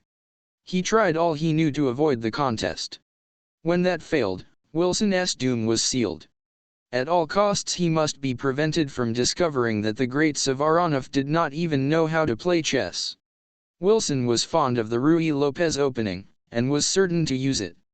Number 4 arranged for death to come with the third move, before any complications of defense set in. But, my dear Poirot, I persisted, are we dealing with a lunatic? I quite follow your reasoning, and admit that you must be right, but to kill a man just to sustain his role. Surely there were simpler ways out of the difficulty than that? He could have said that his doctor forbade the strain of a match. Poirot wrinkled his forehead. Certainement, Hastings, he said, there were other ways, but none so convincing. Besides, you are assuming that to kill a man is a thing to avoid, are you not? Number 4's mind, it does not act that way. I put myself in his place, a thing impossible for you. I picture his thoughts. He enjoys himself as the professor at that match. I doubt not he has visited the chess tourneys to study his part. He sits and frowns in thought. He gives the impression that he is thinking great plans, and all the time he laughs in himself. He is aware that two moves are all that he knows and all that he need know. Again, it would appeal to his mind to foresee the time that suits number 4. Oh, yes, Hastings, I begin to understand our friend and his psychology. I shrugged. Well, I suppose you're at LT, but I can't understand anyone running a risk he could so easily avoid. Risk? Poirot snorted. Then lay the risk. Would Jap have solved the problem? No, if number 4 had not made one small mistake he would have run no risk in his mistake. I asked, although I suspected the answer. Mon ami, he overlooked the little grey cells of Hercule Poirot. Poirot has his virtues, but modesty is not one of them. 12 The baited trap. It was mid-January, a typical English winter day in London, damp and dirty. Poirot and I were sitting in 2 chairs well drawn up to the fire. I was aware of my friend looking at me with a quizzical smile, the meaning of which I could not fathom. A penny for your th01 at 1ts, I said lightly. I was thinking, my friend, that at midsummer, when you first arrived, you told me that you proposed to be in this country for of months only. Did I say that? I asked, rather awkwardly. I don't remember. Poirot's smile broadened. You did, mon ami. Since then, you have changed your plan, is it not so? Yes, I have. And why is that? Dash it all, Poirot, you don't think I'm going to leave you all alone when you're up against a thing like the Big Four, do you? Poirot nodded gently. Just as I thou at LT. You are a staunch friend, Hastings. It is to serve me that you remain on here. And your wife, little Cinderella as you call her, what does she say? I haven't gone into details, of course, but she understands. She'd be the last one to wish me to turn my back on a pal. Yes, she, too, is a loyal friend. But it is going to be a long business, perhaps. I nodded, rather discouraged. 6 months already, I mused, and where are we? You know, Poirot, I can't help thinking that we owe you at LT to do something. Always so energetic, Hastings. And what precisely would you have me do? This was somewhat of a poser, but I was not going to withdraw from my position. We ought to take the offensive, I urged. Have we done all this time? More than you think, my friend. After all, we have established the identity of number 2 and number 3, and we have learned more than a little about the ways and methods of number 4. I brightened up a little. As Poirot put it, things didn't sound so bad. Oh. Yes, Hastings, we have done a great deal. It is true that I am not in a position to kiss either Ryland or Madame Olivier, who would believe me. You remember I thought once I had Ryland successfully cornered? Nevertheless I have made my suspicions known in certain quarters. The highest Lord Aldington, who enlisted my help in the matter of the stolen submarine plans, is fully cognizant of all my information respecting the Big Four, and while others may doubt, he believes. Ryland and Madame Olivier, and Li Changyen himself may go their ways, but there is a searchlight turned on all their movements. And number 4? I asked. As I said just now, I am beginning to know and understand his methods. You may smile, Hastings, but to penetrate a man's personality, to know exactly what he will do under any given circumstances, that is the beginning of success. It is a duel between us, and whilst he is constantly giving away his mentality to me, I endeavor to let him know little or nothing of mine. He is in the light, I in the shade. I tell you, Hastings, that every day they fear me the more for my chosen inactivity. They've let us alone, anyway, I observed. There have been no more attempts on your life, and no ambushes of any kind. No, said Poirot th01 at 1 tearfully. On the whole, that rather surprises me. Especially as there are 1 or 2 fairly obvious ways of getting at us which I should have thought certain to have occurred to them. You catch my meaning, perhaps. An infernal machine of some kind. I hazarded. Poirot made a sharp click with his tongue, expressive of impatience. But no. I appeal to your imagination, and you can suggest nothing more subtle than bombs in the fireplace. Well, I have need of some matches. I will promenade myself despite the weather.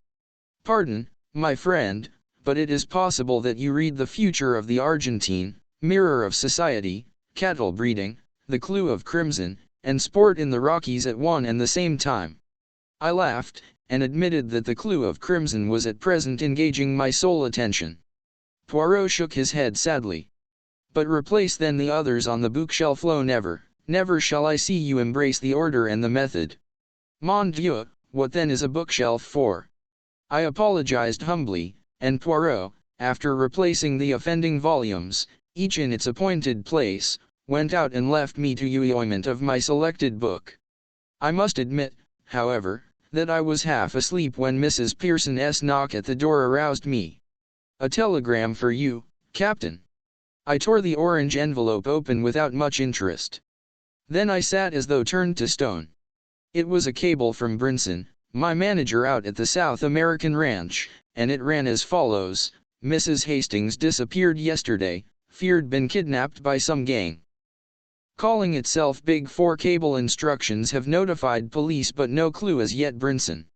I waved Mrs. Pearson out of the room, and sat as though stunned, reading the words over and over again. Cinderella kidnapped. In the hands of the infamous Big 4. God, what could I do? Poirot. I must have Poirot. He would advise me. He would checkmate them somehow. In a few minutes now, he would be back.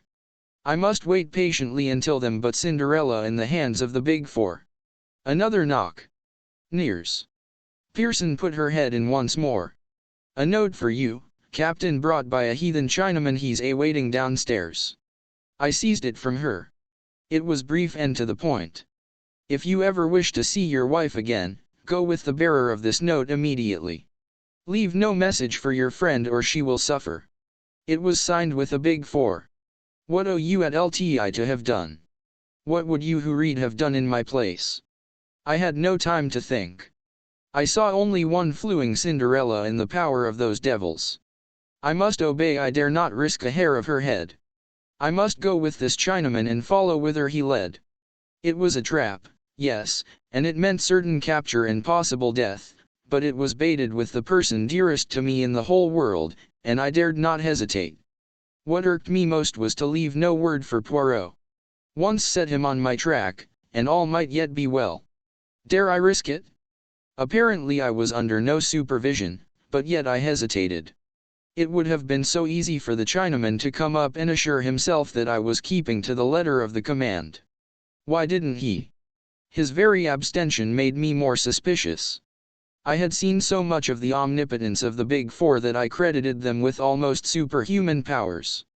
For all I know, even the little bedraggled servant girl might be one of their agents. No, I dared not risk it. But one thing I could do: leave the telegram. He would know then that Cinderella had disappeared, and who was responsible for her disappearance.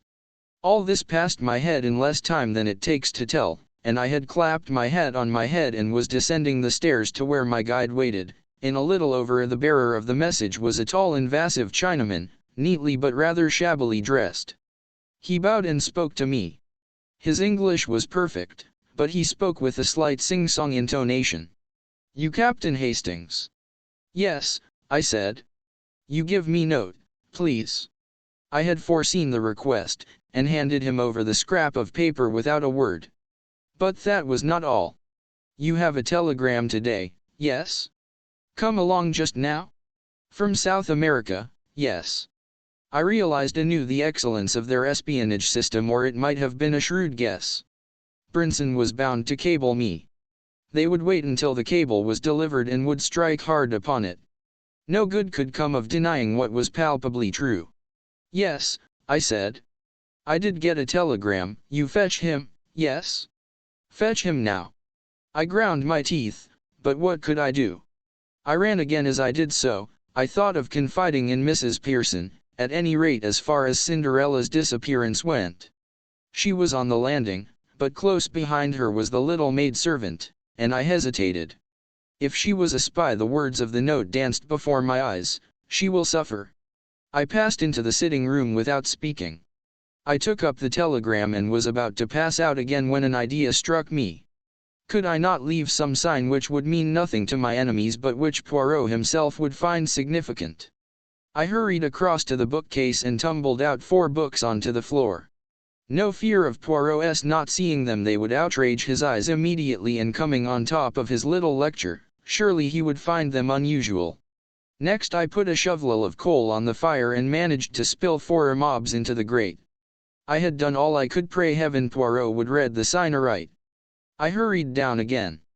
The Chinaman took the telegram from me, read it, then placed it in his pocket and with a nod beckoned me to follow him. It was a long weary march that he led me. Once we took a bus and once we went for some considerable way in a tram, and always our route led us steadily eastward. We went strange districts, whose existence I had never dreamed of. We were down by the docks now, and I realized that I was being taken into the heart of Chinatown. In spite of myself I shivered. Still my guide plodded on, turning and twisting through mean streets and byways, until at last he stopped at a dilapidated house and rapped 4 times upon the door. It was opened immediately by another Chinaman who stood aside to let us pass. The clanging to of the door behind me was the knell of my last hopes. I was indeed in the hands of the enemy. I was now handed over to the second Chinaman. He led me down some rickety stairs and into a cellar which was filled with bales and casks and which exhaled a pungent odor, as of eastern spices.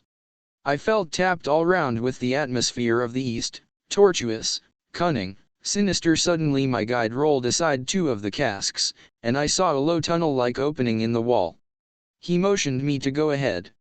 The tunnel was of some length, and it was too low for me to stand upright. At last, however, it broadened out into a passage, and a few minutes later we stood in another cellar. My Chinaman went forward, and rapped 4 times on one of the walls. A whole section of the wall swung out, leaving a narrow doorway. I passed through, and to my utter astonishment found myself in a kind of Arabian Nights palace.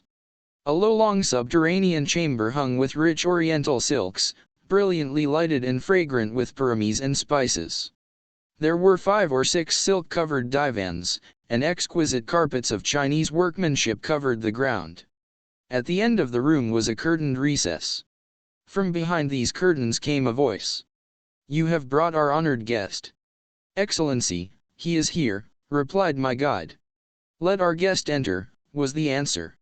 At the same moment, the curtains were drawn aside by an unseen hand, and I was facing an ermine's cushioned divan on which sat a tall thin Oriental dressed in wonderfully embroidered robes, and clearly, by the length of his fingernails, a great man. "Be seated, I pray you, Captain Hastings," he said, with a wave of his hand. "You acceded to my request to come immediately. I am glad to see." "Who are you?" I asked. "Li Cheng Yen." "Indeed no, I am but the humblest of the master's servants. I carry out his behests, that is all, as do other of his servants in other countries in South America, for instance." I advanced a step. "Where is she? What have you done with her out there?" "She is in a place of safety where none will find her. As yet, she is unharmed." You observe that I say as yet. Cold shivers ran down my spine as I confronted this smiling devil. "What do you want?" I cried. "Money. My dear Captain Hastings. We have no designs on your small savings, I can assure you. Not, pardon me, a very intelligent suggestion on your part. Your colleague would not have made it, I fancy. I suppose," I said heavily, "you wanted to get me into your toils. Well, you have succeeded. I have come here with my eyes open. Do what you like with me, and let her go. She owes nothing, and she can be no possible use to you. You've used her to get hold of me. You've got me all right, and that settles it." The smiling Oriental caressed his smooth cheek, watching me obliquely out of his narrow eyes. "You go too fast," he said purringly. "That does not quite settle it. In fact, to get hold of you, as you express it, is not really our objective. But through you, we hope to get hold of your friend, Hercule Poirot." "I'm afraid you won't do that," I said, with a short laugh. "What I souhaite is d'eyes," continued the other, his words running on as though he had not feared me. "You will write Hercule Poirot a letter, such a letter as will induce him to hasten thither and join you." "I shall do no such fooling," I said angrily. "The consequences of refusal will be disagreeable." "Damn your consequences. The alternative might be death." A nasty shiver ran down my spine, but I endeavored to put a bold face upon it. "It's no good me, and bullying me. Keep your threats for Chinese cowards. My are very real ones, Captain Hastings. I ask you again, will you write this letter?" I will not, and what's more, you daren't kill me. You'd have the police on your tracks in no time. My interlocutor clapped his hands swiftly. 2 Chinese attendants appeared as it were out of the blue, and pinioned me by both arms. Their master said something rapidly to them in Chinese, and they dragged me across the floor to a spot in one corner of the big chamber. One of them stooped, and suddenly, without the least warning, the flooring gave beneath my feet. But for the restraining hand of the other man I should have gone down the yawning gap beneath me. It was inky black, and I could hear the rushing of water. "The river," said my questioner from his place on the divan. "Think well, Captain Hastings. If you refuse again, you go headlong to eternity, to meet your death in the dark waters below. For the last time, will you write that letter? I'm not braver than most men. I admit frankly that I was scared to death, and in a blue funk. That Chinese devil meant business, I was sure of that. It was goodbye to the good old world." In spite of myself, my voice wobbled a little as I answered. "For the last time, no. To hell with your letter." Then involuntarily I closed my eyes and breathed a short prayer. 13 The mouse walks in. Not often in a lifetime does a man stand on the edge of eternity, but when I spoke those words in that East End cellar I was perfectly certain that they were my last words on earth. I braced myself for the shock of those black, rushing waters beneath, and experienced in advance the horror of that breath-choking fall. But to my surprise a low laugh fell on my ears. I opened my eyes. Obeying a sign from the man on the divan, my 2 jailers brought me back to my old seat facing him. "You are a brave man, Captain Hastings," he said. "We of the East appreciate bravery. I may say that I expected you to act as you have done. That brings us to the appointed second act of your little drama. Death for yourself you have faced. Will you face death for another?" "What do you mean?" I asked hoarsely, a horrible fear creeping over me. "Surely you have not forgotten the lady who is in our power, the rose of the garden." I stared at him in dumb agony. "I think, Captain Hastings, that you will write that letter. See, I have a cable form here. The message I shall type on it depends on you, and means life or death for your wife." The sweat broke out on my brow. My tormentor continued, smiling amiably, and speaking with perfect sang-froid. "There, Captain, the pen is ready to your hand. You have only to write. If not. I echoed. "If not, that lady that you love dies, and dies slowly. My master, Li Cheng Yen, amuses himself in his spare hours by devising new and ingenious methods of torture." "My God!" I cried. "You fiend! Not that you wouldn't do that. Shall I recount to you some of his devices?" Without heeding my cry of protest, his speech flowed on evenly, serenely, till with a cry of horror I clapped my hands to my ears. "It is in Adele, I see. Take up the pen and write. You would not dare. Your speech is foolishness, and you know it. Take up the pen and write. LFL do. Your wife goes free.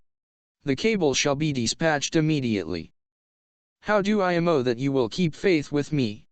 I swear it to you on the sacred tombs of me ancestors. Moreover, judge for yourself. Why should I wish to do her harm? Her detention will have answered its purpose. And in Poirot, we will keep him in safe custody until we have concluded our operations. Then we will let him go. Will you swear that also on the tombs of your ancestors? I have sworn one oath to you. That should be sufficient." My heart sank. I was betraying my friend to what? For a moment I hesitated, then the terrible alternative rose like a nightmare before my eyes. Cinderella in the hands of these Chinese devils, dying by slow torture. A groan rose to my lips. I seized the pen. Perhaps by careful wording of the letter I could convey a warning, and Poirot would be enabled to avoid the trap. It was the only hope. But even that hope was not to remain. The Chinaman's voice rose, suave and courteous. "Permit me to dictate to you." He paused, consulted a sheaf of notes that lay by his side, and then dictated as follows: "Dear Poirot, I think I'm on the track of number 4. A Chinaman came this afternoon and lured me down here with a bogus message. Luckily I saw through his little game in time, and gave him the slip. Then I turned the tables on him, and managed to do a bit of shadowing on my own account rather neatly too. I flatter myself I'm getting a bright young lad to carry this to you. Give him half-a-crown, will you? That's what I promised him if it was delivered skfully. I'm watching the house, and daren't leave. I shall wait for you until 6 o'clock, and if you haven't come then, I'll have a try at getting into the house on no own. It's too good a chance to miss, and, of course, the boy might find you. But if he does, get him to bring you down here right away. And cover up those precious mustaches of yours in case anyone's watching out from the house and might recognize you. Yours in haste. Every word that I wrote plunged me deeper in despair. The thing was diabolically clever. I realized how closely every detail of our life must be a moment was just such an epistle as I might have penned myself. The acknowledgement that the Chinaman who had called that afternoon had endeavored to lure me away discounted any good I might have done by leaving my sign of 4 books. It had been a trap, and I had seen rough it. That was what Poirot would think. The time, too, was cleverly planned. Poirot, on receiving the note, would have just time to rush off with his innocent-looking guide, and that he would do so I knew. My determination to make my way into the house would bring him post-haste. He always displayed a ridiculous distrust of me capacities. He would be convinced that I was running into danger without being equal to the situation, and would rush down to take command of the situation. But there was nothing to be done. I wrote as bidden. My captor took the note from me, read it, then nodded his head approvingly and handed it to one of the silent attendants who disappeared with it behind one of the silken hangings on the wall which masked a doorway. With a smile the man opposite me picked a cable form and wrote. He handed it to it, read, "Release the white bird with all dispatch." I gave a of relief. "You will send it at once?" I urged. He smiled, and shook his head. "When Hercule Poirot is in my hands it shall be sent. Not until then, but you promised, if this device fails, I may have need of our white bird to persuade you to further efforts." I grew white with anger. "My God! If you," he waved a long, slim yellow hand. "Be reassured, I do not think it will fail. And the moment Poirot is in our hands, I will keep my oath. If you play me false, I have sworn it by my honored ancestors. Have no fear. Rest here a while. And my servants will see to your needs whilst I am absent." I was left alone in this strange underground nest of Yuan Y. The second Chinese attendant had reappeared. One of them brought food and drink and offered it to me, but I waved them aside. I was sick at heart, and then suddenly the master reappeared, tall and stately in his silken robes. He directed operations. By his orders I was hustled back the cellar and tunnel into the original house I had entered. There they took me into a ground floor room. The windows were shuttered, but one could see the cracks into the street. An old ragged man was shuffling along the opposite side of the road, and when I saw him make a sign to the window, I understood that he was one of the gang on watch. "It as well," said my Chinese friend. "Hercule Poirot has fallen into the trap. He approaches now and alone except for the boy who guides him now. Captain Hastings, you have still one more part to play. Unless you show yourself he will not enter the house. When he arrives opposite, you must go out on the step and beckon him in." "What?" I cried, revolted. "You play that part alone. Remember the price of failure. If Hercule Poirot suspects anything is amiss and does not enter the house, your wife dies by the 70 lingering deaths. Ah! Here he is." With a beating heart, and a feeling of deathly sickness, I looked through the crack in the shutters. In the figure walking along the opposite side of the street I recognized my friend at once, though his coat collar was turned up and an immense yellow mummer hid the bottom part of his face. But there was no mistaking that walk, and the pose of that egg-shaped head. It was Poirot coming to my aid in all good faith, suspecting nothing amiss. By his side ran a typical London urchin, grimy of face and ragged of apparel. Poirot paused, looking across at the house, whilst the boy spoke to him eagerly and pointed. It was the time for me to act. I went out into the hall. At a sign from the tall Chinaman, one of the servants unlatched the door. "Remember the price of failure," said my enemy in a low voice. I was outside on the steps. I beckoned to Poirot. He hastened across. Aha! So all is well with you, my friend. I was beginning to be anxious. You managed to get inside? Is the house empty, then? Yes, I said, in a low voice I strove to make natural. There must be a secret way out of it somewhere. Come in and let us look for it. I stepped back across the in all innocence. Poirot prepared to follow me. And then something seemed to snap in my head. I saw only too clearly the part I was playing, the part of Judas. Back, Poirot! I cried. Back for your life. It's a trap. Never mind me. Get away at once. Even as I spoke, or rather shouted my warning, hands gripped me like a vice. One of the Chinese servants sprang past me to grab Poirot. I saw the latter spring back, his arm raised, then suddenly a dense volume of smoke was rising round me, choking me, killing me. I felt myself falling, suffocating. This was death. I came to myself slowly and painfully, all my senses dazed. The first thing I saw was Poirot's face. He was sitting opposite me, watching me with an anxious face. He gave a cry of joy when he saw me looking at him. Ah, you revive, you return to yourself. All is well. My friend, my poor friend. Where am I? I said painfully. Where? But chez vous. I looked round me. True inalal, I was in the old familiar surroundings.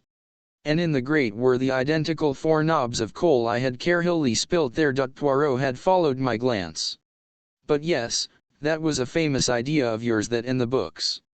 See you, if they should say to me any time, that friend of yours, that Hastings, he has not the great brain, is it not so? I shall reply to them, you are in error. It was an idea magnificent and superb that occurred to you there. You understood their meaning then. Am I an imbecile? Of course I understood. It gave me just the warning I needed, and the time to mature my plans. Somehow or other the Big Four had carried you off. With what object? Clearly not for your beaux yeux, equally clearly not because they feared you and wanted to get you out of the way. No, their object was plain: you would be used as a decoy to get the great Hercule Poirot into their clutches. I have long been prepared for something of the kind. I make my little preparations, and presently, sure enough, the messenger arrives, such an innocent little street urchin. Me, I swallow everything, and hasten away with Hero, and, very fortunately, they permit you to come out on the doorstep. That was my one fear, that I should have to dispose of them before I had reached the place where you were concealed, and that I should have to search for you perhaps in vain afterwards. Dispose of them, did you say? I asked feebly. Single-handed? Oh, there is nothing very clever about that. If one is prepared in advance, all is simple, the motto of the Boy Scout, is it not? And a very fine one. Me, I was prepared. Not so long ago, I rendered a service to a very famous chemist, who did a lot of work in connection with poison gas during the war. He devised for me a little bomb, simple and easy to carry about, one has but to it, and poof, the smoke, and then the unconsciousness. Immediately I blow a little whistle, and straightway some of Jap's clever fellows who were watching the house here long before the boy arrived, and who managed to follow us all the way to Limehouse, came flying up and took charge of the situation. But how was it you weren't unconscious too? Another piece of luck. Our friend number 4, who certainly convosed that ingenious letter, permitted himself a little jest at my mustaches, which rendered it extremely easy for me to adjust my respirator under the guise of a yellow muffler. I remember, I cried eagerly, and then with the word remember all the ghastly horror that I had temporarily forgotten came back to me. Cinderella, I fell back with a groan. I must have lost consciousness again for a minute or two. I awoke to find Poirot forcing some brandy between my lips. What is it, mon ami? But what is it then? Tell me. Word by word, I got the thing told, shuddering as I did so. Poirot uttered a cry. My friend! My friend! But what you must have suffered! And I who knew nothing of all this!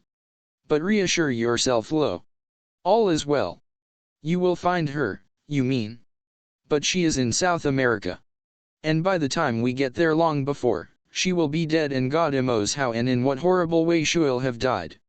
No, no, you do not understand. She is safe and well. She has never been in their hands for one instant. But I got a cable from Brinson. No, no, you did not. You may have got a cable from South America signed Brinson, that is a very different matter. Tell me, has it never occurred to you that an organization of this kind, with ramifications all over the world, might easily strike at us Tifruff, the little girl, Cinderella, whom you love so well? No, never, I replied. Well, it did to me. I said nothing to you because I did not want to upset you unnecessarily, but I took measures off me own. Your wife's letters all seem to have been written from the ranch, but in reality she has been in a place of safety devised by me for over 3 months. I looked at him for a long time. You are sure of that? Parbleu! They tortured you with a lie. I turned my head aside. Poirot put his hand on my shoulder. There was something in his voice that I had never heard there before. You like not that I should embrace you or display the emotion, I know well. I will be very British. I will say nothing but nothing at all. Only this, that in this last adventure of ours, the honors are all with you, and happy is the man who has such a friend as I have. 14. The performed blonde. I was very disappointed with the results of Poirot's bomb attack on the premises in Chinatown. To begin with, the leader of the gang had escaped. When Jap's men rushed up in response to Poirot's whistle, they found 4 Chinamen unconscious in the hall, but the man who had me with death was not among them. I remembered afterwards that when I was forced out onto the doorstep, to decoy Poirot into the house, this man had kept well in the background.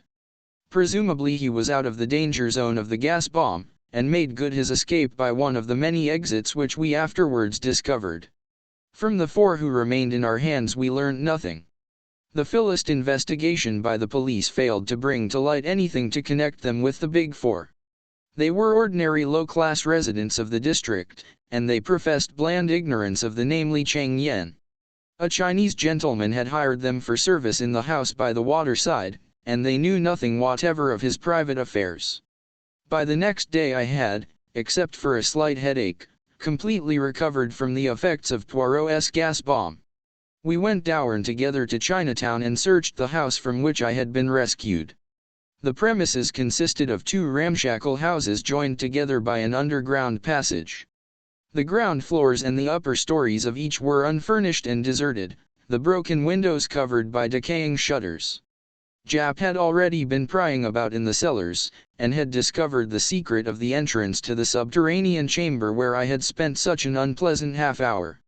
Closer investigation confirmed the impression that it had made on me the night before. The silks on the walls and divan and the carpets on the floor were of exquisite workmanship.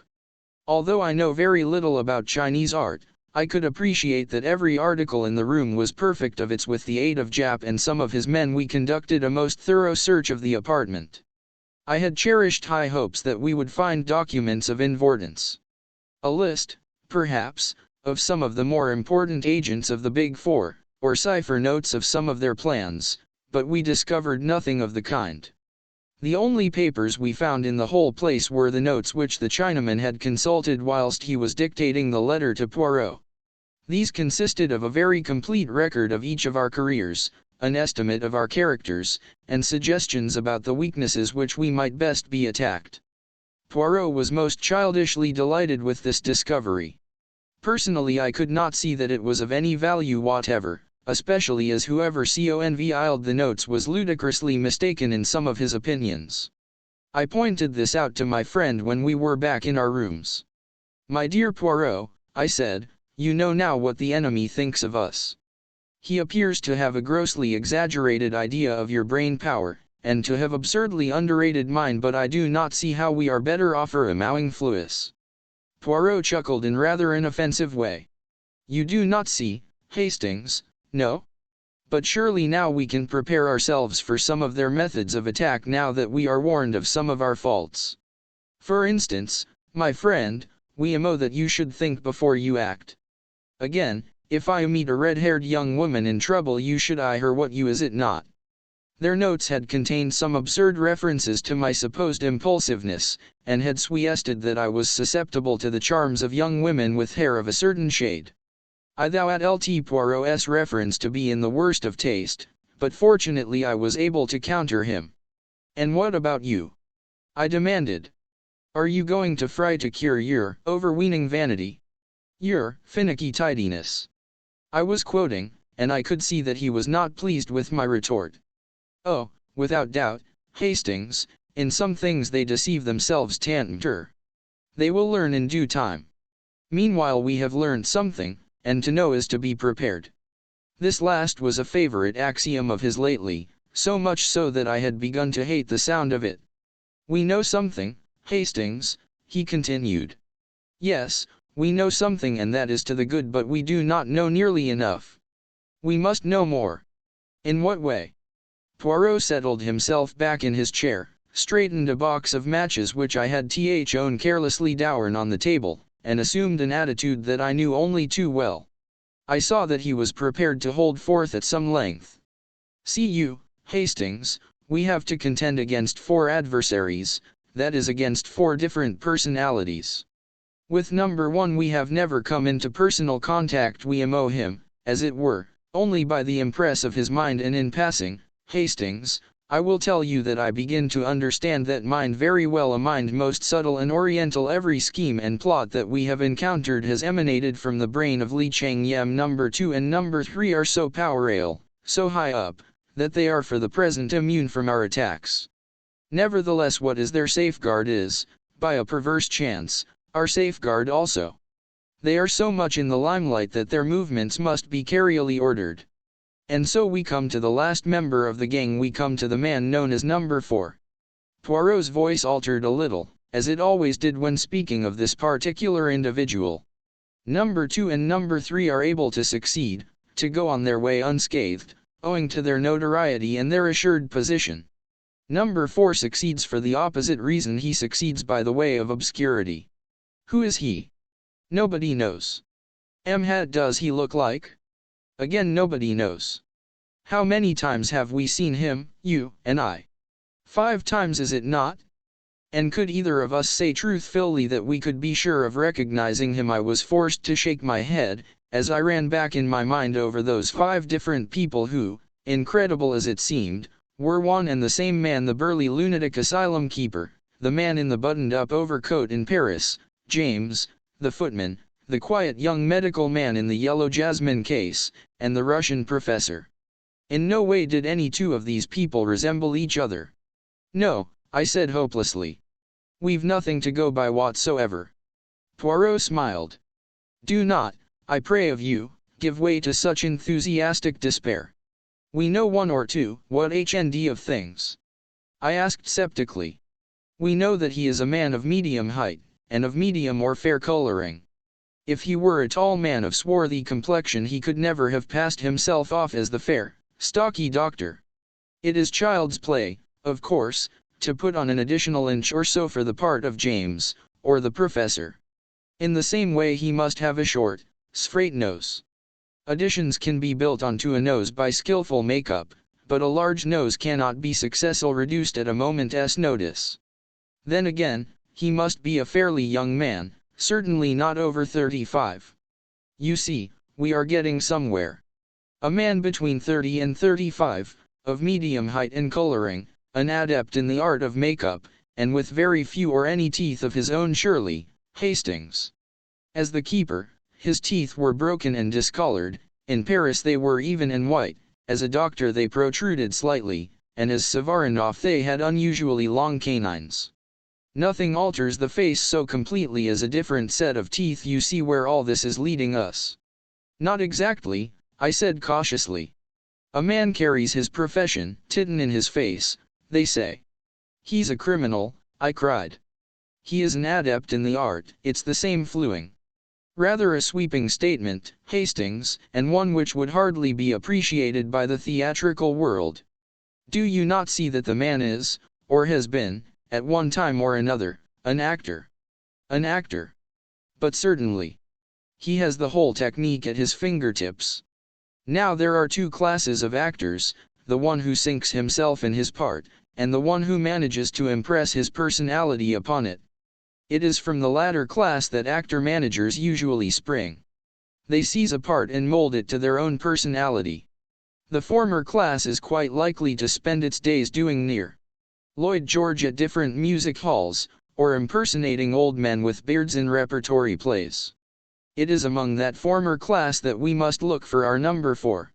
He is a supreme artist in the way he sinks himself in each part he plays. I was growing interested. So you fancy you may be able to trace his identity through his connection with the stage. Your reasoning is always brilliant, Hastings. It might have been better, I said coldly, if the idea had come to you sooner. We have wasted a lot of time. You are in error, mon ami. No more time has been wasted than was unavoidable. For some months now my agents have been engaged on the task. Joseph Aarons is one of them. You remember him?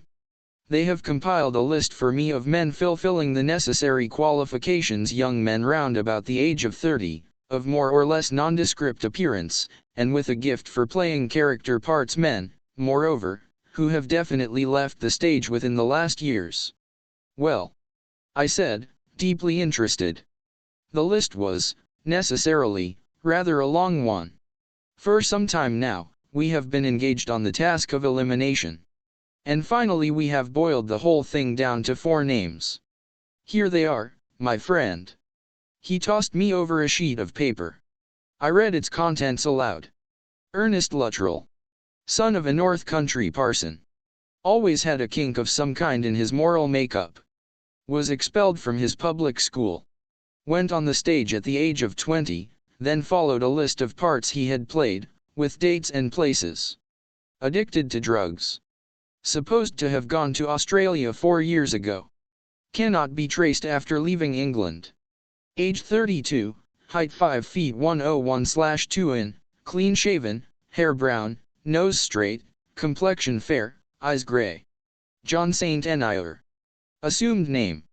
Real name not believed to be of Cockney extraction. On stage since quite a child. Did music hall impersonations. Not been heard of for years.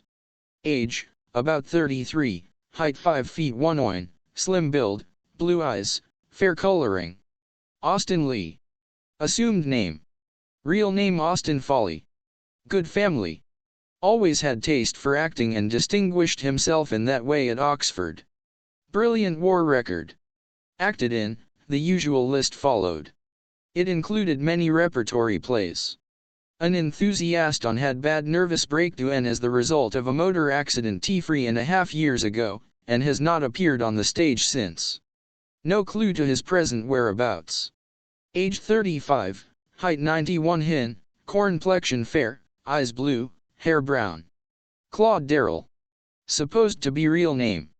Some mystery about his origin. Played at music halls, and also in repertory plays. Seems to have had no intimate friends. Was in China in 1919. Returned by way of America. Played a few parts in New York. Did not appear on stage one night, and has never been heard of since. New York police say most mysterious disappearance. Age about 33, hair brown, fair convulsion, gray eyes. Height 5 feet 101 hin.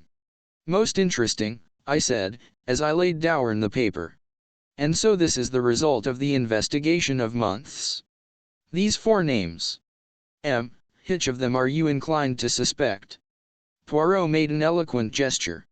Mon ami, for the moment it is an open question.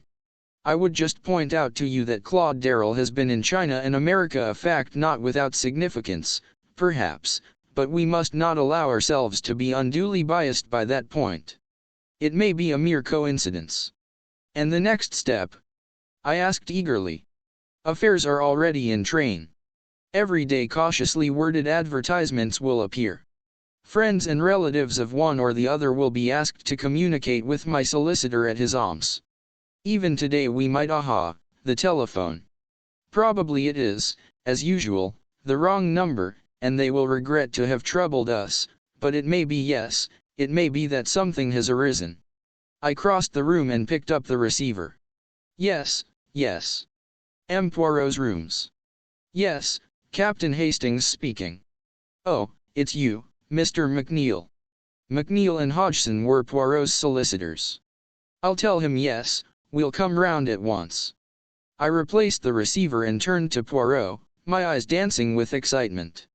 I say, Poirot, there's a woman there. Friend of Claude Darrell's. Miss Flossie Monroe. McNeil wants you to come round. At the instant, cried Poirot, disappearing into his bedroom, and reappearing with a taxi soon took us to our destination, and we were ushered into Mr. McNeil's private office. Sitting in the armchair facing the solicitor was a somewhat lurid-looking lady no longer in her first youth. Her hair was of an impossible yellow, and was prolific in curls over each ear, her eyelids were heavily blackened, and she had by no means forgotten the rouge and the lip salve. "Ah, here is M. Poirot," said Near. McNeil. "M. Poirot, this is Miss E. R. Monroe, who has very kindly called to give us some information." "Ah, but that is most kind," cried Poirot. He came forward with great empressement, and shook the lady warmly by the hand. "Mademoiselle blooms like a flower in this dry-as-dust old office," he added, careless of the feelings of Nfr. McNeil. This outrageous flattery was not without effect. Miss Monroe blushed and simpered. "Oh, go on now, Mr. Poirot," she exclaimed. "I know what you Frenchmen are like. Mademoiselle, we are not mute like Englishmen before beauty. Not that I am a Frenchman, I am a Belgian, you see." "I've been to Ostend myself," said Miss Monroe.